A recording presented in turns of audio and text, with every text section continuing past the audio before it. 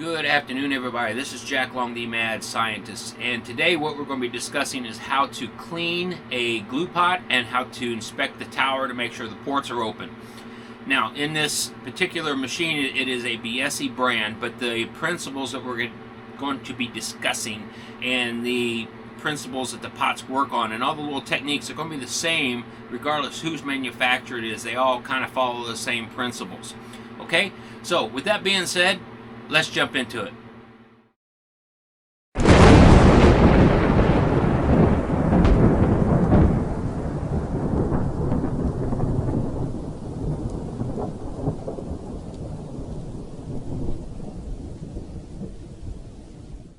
Alright, so some of the supplies that we'll do for this is you're going to need some boards to clean out your glue. Just use it just as something to dispose your hot glue on. What you're going to want to make sure is whatever it is going to be substantial enough that when you weight it underneath the hot glue that it doesn't bend over. So you don't want to use any like flimsy cardboard or anything like that, because this glue does retain its heat and it gets hot. And so if you're holding your hand and it starts to collapse or anything, you want to make sure that you are under control, that you don't receive the burn from it. A good set of Allen wrenches, your RTV red sealant, some anti-seize. This happens to be nickel. You can use copper if you like. Just some sticks for cleaning out your ports. Some form of pliers, needle nose, something like that, so if you drop something that you don't grab anything hot. Some sticks that you can use for cleaning out some of your glue residue, and then some of the milk of magnesia. This happens to be Felipe's brand. Just a stomach medicine you pick up at the drugstore. And also, and I can't state this enough, burn cream, which I don't see it here. So cleaning a glue pot, the first thing you're going to do is you're going to stick the glue the night before. Allow the glue to solidify around the sticks, and that will ease in the extraction of the glue the next morning. Okay, so once you've stuck your glue, start heating it up. And you'll see it start to come up here. When it gets up to about 100 degrees or so, we're going to turn it back off, and we're going to start working the sticks around inside that glue, and the adhesion will break. So the glue itself heats from the outside in, and that plug, the plug of glue needs to be deep enough, and the sticks need to be big enough to resist the pull. So you want to make sure you use a good quality stick. You don't want to use something like a piece of particle board or anything like that. Now we use these because this is what we had handy, but it would have been nice if they were just a little bit bigger. So when we go to pull these out, we'll be pretty gentle with them. But this is substantial enough to do what we're doing. If the glue was deeper, we would certainly want to use something bigger, maybe a 3/4 inch, a 3/4, something like that. But we don't have much glue down in here. They've done a pretty good job of running this tank down. So this will be sufficient for this. So what you want to make sure is you don't use anything that's going to break when you pull on it. Particle board, MDF, anything like that. That's not sufficient for what we're wanting to do here. We'll take a look at our glue temperatures again. You see the top one now, it's climbed up to about 100. That is for our roller. So we're not pulling on the roller, we're pulling on the pot. Spot right now is about 70, 69, 70. We'll give a couple more minutes, it'll come up. Okay, so we're up to 100 or so. Let's just start working these a little bit. Yeah, these are a little bit ginger in here, but they're coming. They're coming.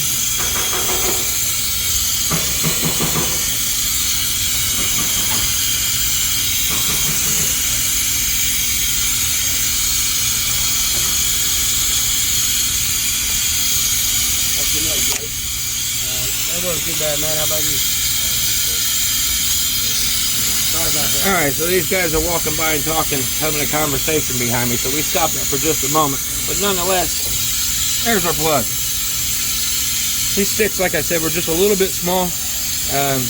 You know how they are. They dry out a little bit. So we had something a little bit more substantial. That would have came out in an easier plug. But it still came out one piece. Nobody got hurt. Nobody got burnt. Inside the pot, pretty clean. Like I said, they take pretty good care of this pot, so this should be a pretty quick service, pretty easy. We'll get set up for the next part. Okay, so from here, we've opened up the top of the glue pot. and you can see back in there where there's a little bit of glue here on the left. We're going to go in and we're going to pull that out. Then we're going to disassemble this tower cap up in here, get this all open, pull these heaters out of the way. It'll get a little dark here in a little bit because we've got to turn the power off in order to pull those heaters out and make sure we don't energize the heaters while the pot is loose. And then we'll clean this upper tower up in here for the turn ports. It's down in here. We'll get these all cleaned out and put it all back together. Okay, so I've got the electrical pulled back on this so we can get into the heaters and maneuver our heaters around. They're loose, but they're movable. This is a thermocouple. Thermocouples are typically fastened in this particular case, it's got a small set screw there. If you ever see anything like that that's holding it in place, all it needs to do is just be tight enough to retain it. You don't clamp down on it because you'll shatter the components inside. Then what we're going to do is we're going to go in and we're going to remove this upper tower cap first. Take a look at the holes that's down inside. But first, we are going to bring this up to full temperature, which is the reason that we have left all the heaters and the components in place so that we can do that safely without burning out any of the heaters. So everything from here on out, we got to do this stuff hot. So this stuff is 200 degrees Celsius. So let me make sure those heater elements are off. Yes, they are off. So this stuff is 200 degrees Celsius. So for those of you who are challenged and use Fahrenheit, that means it's hot. Pull these things up. If you notice, I'm not pulling on the wires. Do not pull on these wires. The wires inside, as they get hot and they cool, will become brittle in this area in here, so when you pull on them, they'll actually break, given enough time. So we pull those units back, get them out of the way, lay them someplace where they're not going to burn you. I've already pulled off these bolts to hold this down. Now what we want to do is we want to get in and crack this thing loose. You'll see what we're doing here. You don't pry on it. Don't stick a screwdriver in there and lift that up. This is a machine surface, and you want to make sure that stays as good as you can get it. You just work it back and forth a little bit. It'll come loose.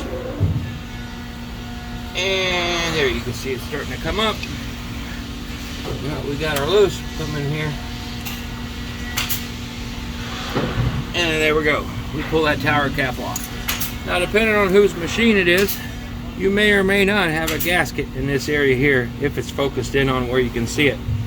So you may or may not have a gasket there. If you do, we want to make sure that we know what that gasket is so that when we go to press down the RTV sealant in there, that we don't overpress it. We'll put some shim washers in there. If we don't have those, we can use some shims. We can cut some aluminum shims out of pop cans or anything like that to space that up, but it needs to make sure we maintain that gap. If it doesn't have a shim or a washer, excuse me, a gasket in there, the RTV sealant just straight down on it should be sufficient. What I'm looking at in this area in here is I'm looking for this burnt glue right here. So like I said, these guys take really good care of this pot because, you know, these guys are smart enough to realize that if the pot doesn't work, it doesn't matter how good your saw blades are. It doesn't matter how much dust is in the back of the machine. If you can't put the glue on, it does not matter. So they take extremely good care of this. Alright, so what we want to look at inside here is you got these ports. So depending on what style of pot you have, who built the pot, they're all going to have something similar to what we see here on pots that are upflow, meaning the glue comes from the bottom, flows up. If you have a downflow pot, meaning that the glue reservoir is on the top and it flows down, it's a completely different process. But on the upflow pots, typically what you'll have, you've got your roller here that applies it.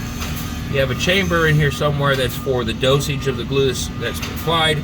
Then you have a chamber on this side and on this side that is where the glue is hydraulically forced up from the bottom side here, comes up through the tower, and you'll see it curling. So if the spindle is spinning counterclockwise, it's going to come up this port. If the spindle is spinning clockwise, it's going to come up this port. Well, once it reaches the top, it has to come across this chamber here and return down through this port back down to the pot, which will come out down in here that I can't get my camera into because it's a phone and I don't want to burn my phone. So the other side, we're going to come up here, go across here, and going to go down. Now, whether or not that you can actually make your spindle go in reverse depends on the machine, the class of the machine, who built the machine, the processors you're doing, all kinds of things. But what can happen is that these ports are notorious for clogging up because people are not aware they're there. So just like a clogged artery, when the glue comes across here, it starts to get a hydraulic restriction as it's trying to return back down into the pot. And when that happens, the only choice that it has is for the glue to come out through this side, which is straight over top of the front of the pot.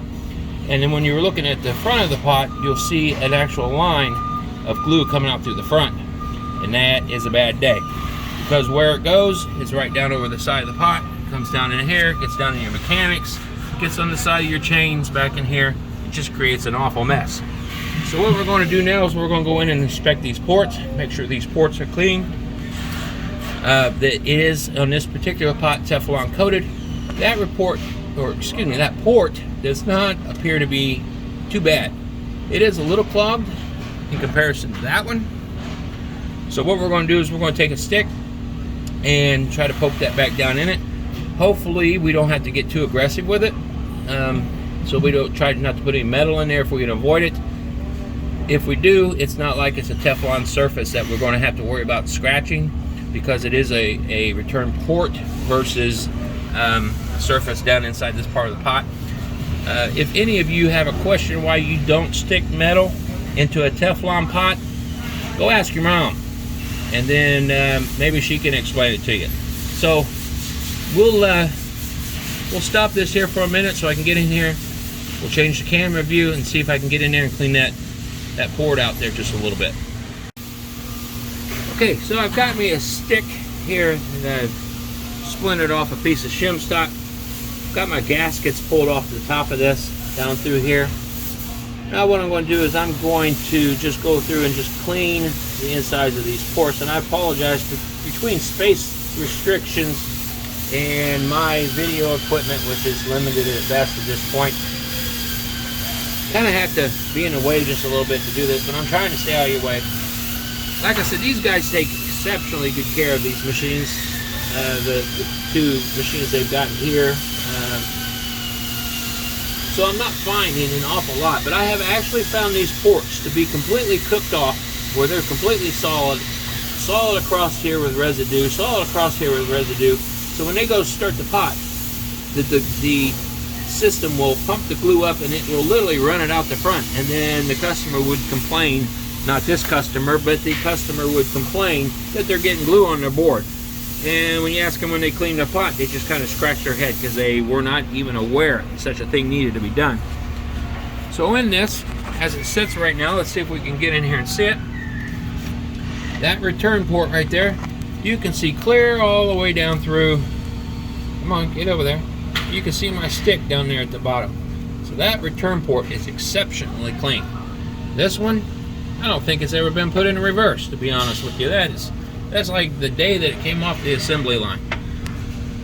So, like I said, these guys take exceptional care of this.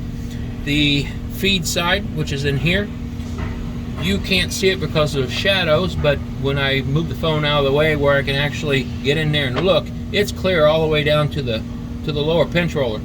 So, as far as what we have here, we are ready to prepare this to go back together. So, at that point, what I'm going to do is get my RTV sealant, get the tubes cut off of it, make sure that we got the correct tip prepared for it, and then start to dip our heaters. We're going to dip our heaters in our milk of magnesia, get those coated, and then we'll get this thing back together, and we should be back up in here running in probably 45 minutes to an hour or so.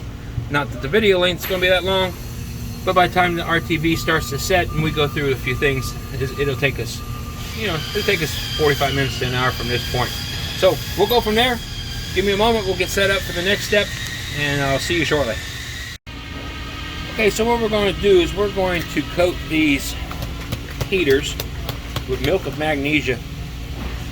Just the common stuff. You go down to the local corner store, whatever the drugstore is.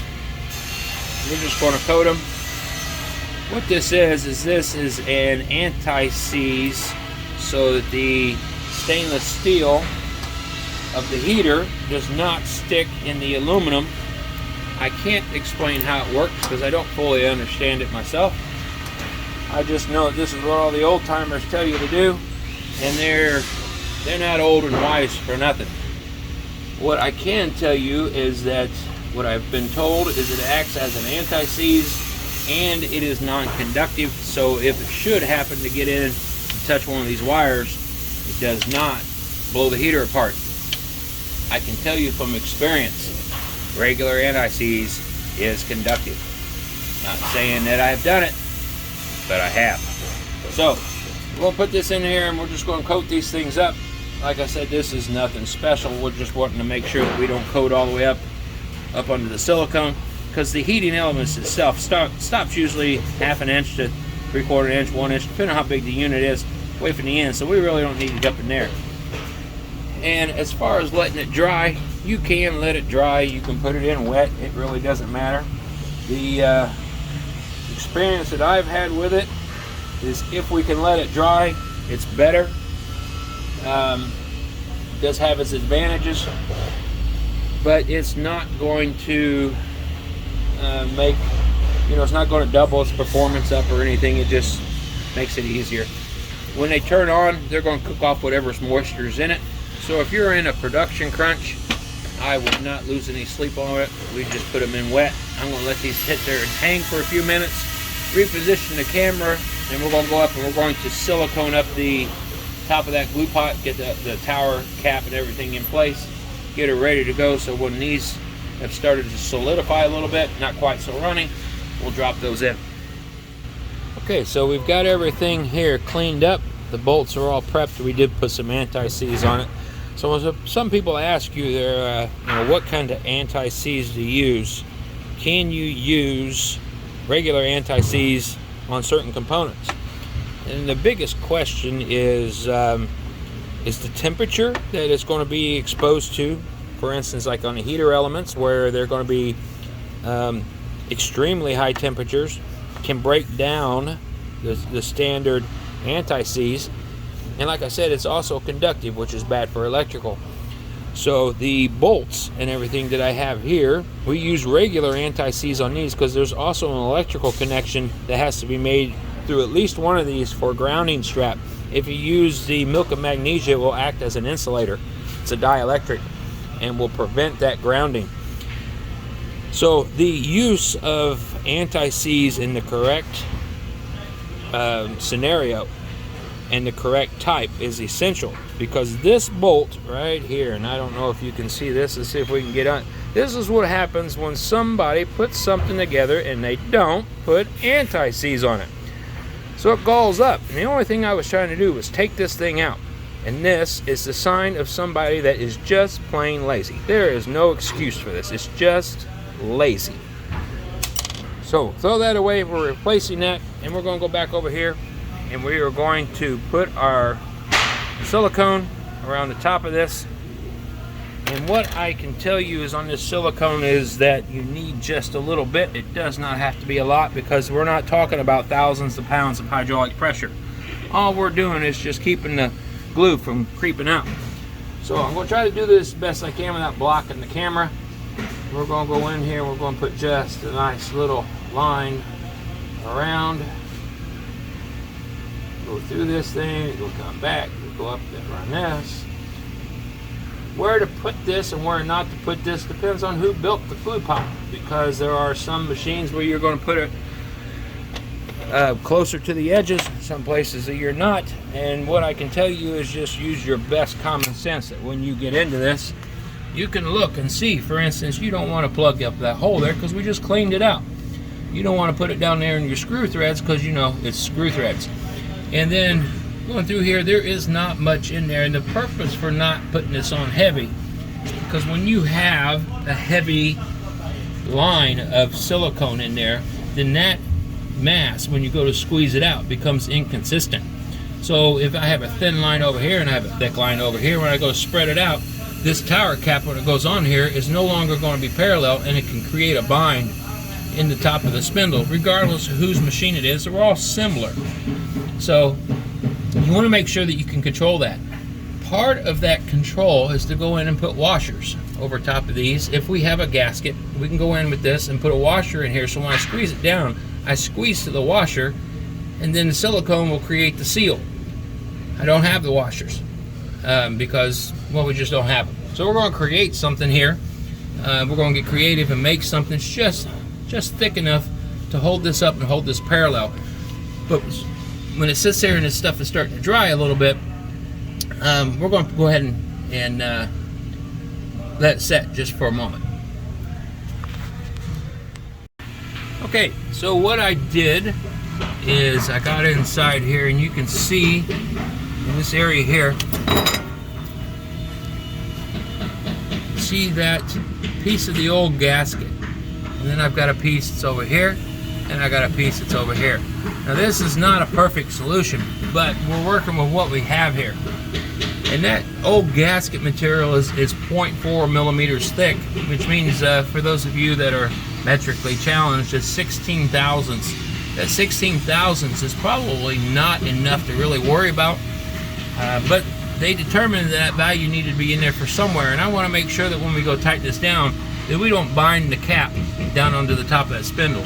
You'll also notice that I added just a little bit more silicone to this, because I want to make sure when I squeeze it down that I'm squeezing completely all the way around that. So the position of those three pieces of gasket is in relationship to the bolts. And then that way when we squeeze down, we're going to squeeze tight to those gaskets, and then the silicone's going to go where the silicone goes. Then we'll give it a chance for it to set up. We'll drop the heaters in, give it half an hour or so for the RTV to start to cure before we start to cook it. While that's going on, we'll go through and finish cleaning everything else out, putting our tools up, getting everything out of the way, and then put glue in it. We'll see you here shortly. In just a few minutes, 3, 4, or 5 minutes, something like that. Give that silicone a chance to set up a little bit. Go ahead and start to drop this tower cap in. Put this in here. We need to get some anti-seize on that first. Anti-seize that we're going to put on this, I use stuff that's in a lipstick just because it works well with my toolbox. Doesn't take off a lot. Typical anti-seize, nothing special about it. Some people like the copper, some like the nickel. I just use what I can get a hold of at that particular day. Take this, we'll put this back down in it. Everything's starting to get cool, so all these parts here are tight. And I got a little glue residue in this, but it's going down. Go, go, go, go, go. Normally when I do this, all this is blazing hot, but today, because we're filming, stuff is cooled down just a little bit. Alright, so we're down in there. Take our screws, we'll drop our screws in place. When you're snugging these screws down, I cannot stress enough that you don't over torque these. Remember, it is just an aluminum thread. So you do not go in there and go crazy with it. If you do, you're going to wind up stripping them out, and then you're going to have to rethread them. Put Healy coils in them. Something like that. Get that one, we get this one. That one, we got this one, we're cranking it down slowly. It will go. You just got to be patient. Do not get in a hurry. These aluminum threads, I do not know what the metallic makeup is of this aluminum, or anybody else's aluminum pots for that matter. I'm not a metallurgist. But what I can tell you is the threads in these are very soft. They do not have much strength. So if you go in there with your bear-like grip and you torque these things down, you'll strip those threads out in a heartbeat. Matter of fact, I have gone into so many of them that I carry Healy coils with me, because a lot of them have been stripped out by people that think they need to tighten it down like it's a lug nut. That breaker. Okay, so sorry, we had one of the customers' employees come up and stole my maintenance guy I was working with because he was not aware that I was filming. Because, you know, it happens. This is a live production floor, so every once in a while you're going to hear some conversations in the background. Some of them are pretty colorful. So we dropped those heaters in. This milk of magnesia is still just a little tacky, but it's not running at this point. This heater, because of the style this pot is not put in yet. It has to drop down through this guide. The guide will sit up here in time. We'll sit up here. And what we're doing is we're just preparing this thing to be heated up. Oops, sorry, wrong hole.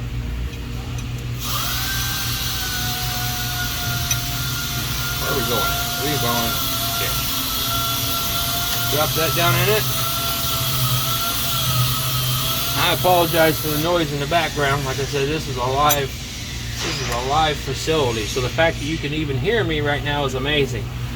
A lot of the plants that I go to, these videos are going to have to be voiceovers because there's no way that I can talk louder than their machinery, not have you keep your hearing intact. Okay, so at this point we are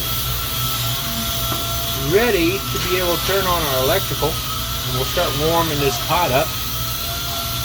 And when I say warming it up, what we're going to do is we don't want this to come up to the full 200 degrees or 190, whatever it is. We're going to bring it up to about 50 or 60 or so. And what that's going to do is that's going to start to soften the glue that's on the inside, particularly underneath that tower cap where we were trying to torque it down. But we're going to bring it up slow so we don't cook our silicone adhesive out of there. Even though it is high temperature, if we have any air bubbles or anything in it, we don't want to superheat that air and have it create a little bubble inside and basically pop the bubble and void our seal. So we're going to bring it up to temperature very slow, methodical. Take us a few minutes. It's terribly boring, so I'm not going to film it. And as soon as I get to that point when it's up to temperature, it'll take us 15, 20 minutes, 30 minutes, something like that. And then I'll bring the camera back and we'll finish torquing down these tower cap bolts and then finish hooking up the electrical and call it a day. Okay, so we're finally up to temperature here. You can see we don't have any glue in it yet because we're still testing to make sure it's warm, that we're not going to have any fires or anything before we start it up. I did go through and snug down my sets or my anchor bolts here, my socket head bolts. My milk of magnesia has started to cook off there, so it's solidified. What you can see though is you can see a gap here on my dosage scraper where it has not pulled down. Rather than force it, we wait for it to come up to temperature to melt whatever adhesive's in the way, and you can just squeeze on that. And generically speaking, that principle works on everybody's machine. If you go to put something together and it's cold, it doesn't want to fit, just wait for it to warm up. If you can't get the heaters in place to be able to use it electrically, you can use a hot air gun. What I would recommend that you don't do is do not use an open flame on there, mostly because we're in the wood industry and open flames in a wood shop tends to be a no-no. The other thing you can do is you can actually cook off the Teflon if you get it too hot in one spot, whether it's with a propane torch or anything like that. So you want to heat it up gently. But if you can, it's best to use the heaters that's inside it because you can control the temperatures. Alright, so the last thing that we're going to do is we're going to stop the video here shortly, drop us some glue in there, get this back under production, test it, make sure everything is running right, and then we'll call it a day.